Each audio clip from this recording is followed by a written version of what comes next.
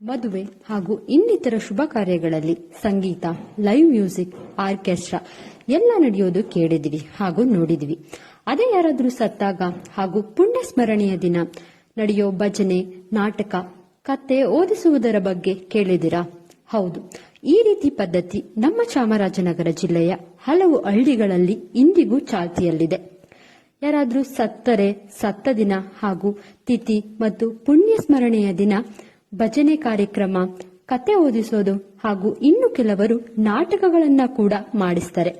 ಇವೆಲ್ಲವೂ ಮನೋರಂಜನೆಗಾಗಲ್ಲ, ಸತ್ತವರನ್ನ ನೆನೆದು ಅಳುತ್ತಿರುವ ಮೊಮ್ಮಕ್ಕಳು, ಮಕ್ಕಳು, ನೆಂಟರು, ಬಂಧು ಮಿತ್ರರು ಹಾಗೂ ಗ್ರಾಮಸ್ಥರಿಗೆ ಧರ್ಮದ ಕಥೆಗಳ ಮೂಲಕ ಸತ್ಯ ಧರ್ಮದ ಪಾಠವನ್ನ ಹೇಳುವ ರೀತಿ ಹಾಗೂ ಹೆಚ್ಚು ಆಧ್ಯಾತ್ಮದ ಕಡೆಗೆ ಅವರನ್ನ ಗಮನ ಹರಿಸುವ ಹಾಗೆ ಮಾಡುವ ಕೆಲವು ಕಾರ್ಯಕ್ರಮಗಳು.